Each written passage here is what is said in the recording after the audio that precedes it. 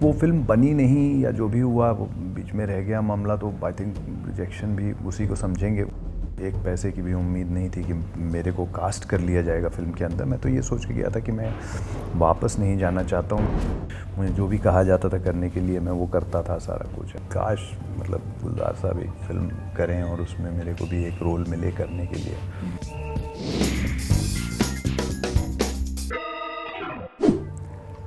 First job तो वो होती है जिससे आपको कोई पेमेंट मिली हो, पैसे मिले हों। तो मेरे लिए तो मेरी पर्सनली पहली जॉब मेरी पहली फिल्म थी माचिस, जिसमें मुझे एक चेक मिला था जो आज तक मुझे याद है। जी, मैंने तो कई हफ्तों तक उसे उसमें डाला ही नहीं था बैंक में। और मेरे को बाद में सबने बोला कि यार तुम्हारी पहली कमाई है, उसको घर पे रख के क्या फ़ायदा है, उसको आने दो बैंक में, इसी से बरकत होती है, सारा कुछ होता है। फिर मैंने जाके ये सब किया। नहीं तो मैं तो ऐसा सोच रहा था उसको फ्रेम वेम करवा के रखूँगा, ये है वो है।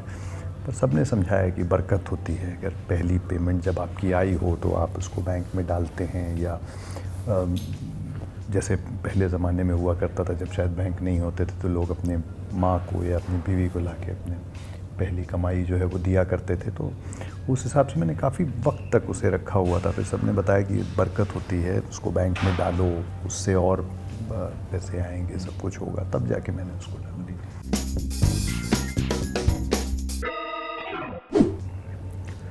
ऑडिशन मुझे याद है। आई थिंक मेरा जो पहला प्रॉपर ऑडिशन किसी फिल्म के लिए हुआ था, तो आई थिंक वो शेखर कपूर एक फ़िल्म बना रहे थे, बाद में वो बनी नहीं थी। उसमें एक इम्पॉर्टेंट कैरेक्टर था, उसके लिए मैंने जो है वो ऑडिशन दिया था। उस फिल्म का नाम था तररम पम पम। बहुत पहले की बात है।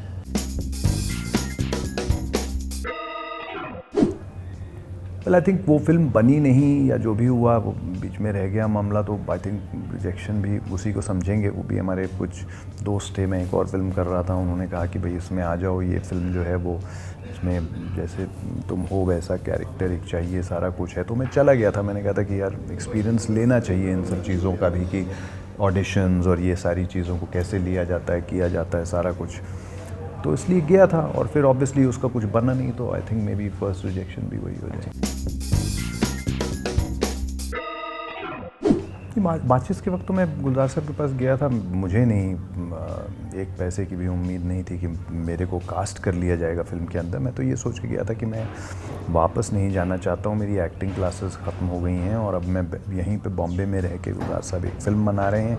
उसमें एक असिस्टेंट डायरेक्टर, भले 9th असिस्टेंट हो, 10th असिस्टेंट हो, मैं यहीं रहता हूँ, यहीं सीखता हूँ। और उसके बाद कभी, क्योंकि हमारे टाइम में बहुत कम प्रोड्यूसर्स और बहुत कम टेलीविज़न चैनल, 2-4 चैनल हुआ करते थे। इतना काम इजीली नहीं आता था जितना आज की डेट में हर अलग अलग प्लेटफॉर्म पे इतना कुछ हो गया है कि मतलब उतनी कोई डिफ़िकल्टी नहीं है जितनी हमारे टाइम में हुआ करती थी।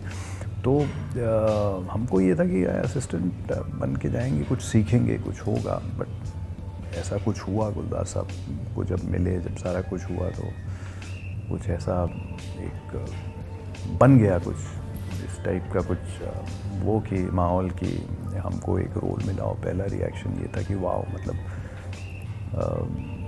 फिल्म कर रहा हूँ मैं और सारा कुछ है। बहुत खुशी थी। आई थिंक जी, मज़ा था। जी हाँ, फर्स्ट डे ऑफ शूट में मैं एक्चुअली मेरा अपना जो पहला first shot as an actor था वो काफ़ी बाद में आया, क्योंकि उससे पहले 15-20 दिन की शूटिंग, 25 दिन की शूटिंग जो है मैंने as somebody who is almost like an assistant, being on the sets and you know सारा कुछ देखना, क्योंकि मैंने इससे पहले कोई फिल्म को शूट होते नहीं देखा था, कुछ नहीं। तो फिर वो जब तक मेरा शॉट आया तब तक मैं पूरे यूनिट के साथ कंफर्टेबल हो गया था। मैं मतलब एज एन असिस्टेंट, जैसे कि एक असिस्टेंट भागता है इधर उधर, देखता है सारी चीज़ों को, उस तरीके से मैं देख के सीख रहा था सब कुछ। मुझे जो भी कहा जाता था करने के लिए मैं वो करता था, सारा कुछ एंड ऑल दैट व्हाटएवर। बहुत कुछ सीखने को मिला। और फिर मेरा पहला शॉट एक स्टेडी कैम का शॉट था एक ट्रक के अंदर, और फिल्म सिटी में ही वो शूट हुआ था। और उसमें मेरा किरदार जो है वो मतलब चंद्रचूड़ पूछता है कि इसमें क्या है इन बोरियों में, तो बोलता है कि अनार है अनार।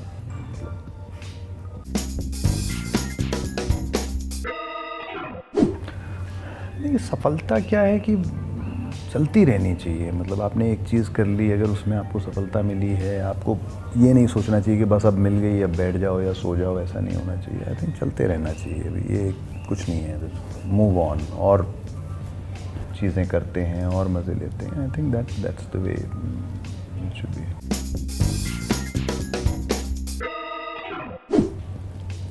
फेवरेट एक्टर्स तो बहुत हैं, बट आई थिंक अगर हम अपनी हिंदी फिल्म इंडस्ट्री में बात करें तो I have always been very fond of Irfan भाई। मतलब महासिल के टाइम की मैं बात कर रहा हूँ, जब मैं उनके साथ शूट कर रहा था, वो उनकी पहली फिल्म थी, but I always found him very very powerful and good. So मेरे फेवरेट तो वही हैं।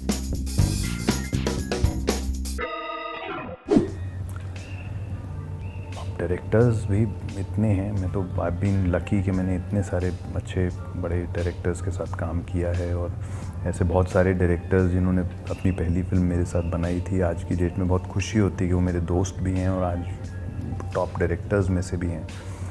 बट आई थिंक अगेन कहीं ना कहीं मेरी पहली फिल्म गुलजार साहब के साथ थी, तो मैं मेरे लिए बहुत फेवरेट भी हमेशा वो रहेंगे। और मैं हमेशा यही सोचता हूँ कि काश मतलब गुलजार साहब एक फ़िल्म करें और उसमें मेरे को भी एक रोल मिले करने के लिए, तो बहुत मज़ा आएगा।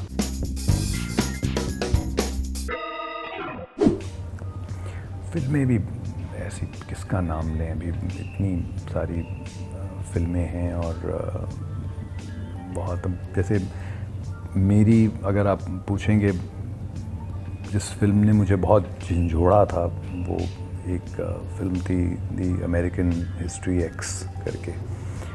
बहुत पावरफुल फिल्म है, और यूनिवर्सिटीज़ में वो स्टूडेंट्स को दिखाई जाती है क्लासेस में। तो वो एक फ़िल्म जो है वो मेरी वो थी। उसके बाद और एक माउंटेड, और उस हिसाब से अगर मैं बात करूँगा तो लॉर्ड ऑफ द रिंग्स हमेशा मेरी फेवरेट रहेगी। घर का खाना है यार, घर में आप मुझे दाल रोटी दे दो, दाल सब्ज़ी दे दो, या फिर कढ़ी चावल दे दो, राजमा चावल, कुछ भी दे दो, घर का बना खाना किसी के घर का भी हो, आई थिंक उसको कोई चीज़ जो है वो बीट नहीं कर सकती है। फेवरेट पास टाइम जब शूट नहीं कर रहे होते हैं तो I normally like to spend time with my family. मतलब या तो अगर थोड़ा सा बड़ा गैप आता है तो फैमिली के साथ कहीं निकल जाते हैं थोड़ा, क्योंकि आज की डेट में होता क्या है कि इतनी लाइफ ऐसी है, अजीब सी बिज़ी हो गई है कि सब लोग मतलब घर में होते हुए भी अपने अपने फ़ोन पे होते हैं, या कोई ना कोई कुछ ना कुछ कर रहा होता है। बच्चों का क्या होता है कि उनकी भी सुबह से लेके स्कूल, फिर कोचिंग, फिर ये, फिर वो, फिर इसकी ट्रेनिंग, उसकी ट्रेनिंग, वो भी मतलब, तो किसी के पास वो टाइम नहीं है। तो बेस्ट होता है कि किसी ऐसी जगह पे निकल लो जहाँ थोड़ा नेटवर्क भी वीक हो, कम से कम लोग बैठ के बात तो करेंगे एक दूसरे के साथ। Hi, this is Jimmy Shergill and you're watching me on Bollywood Now. Please like, share, subscribe to Bollywood Now.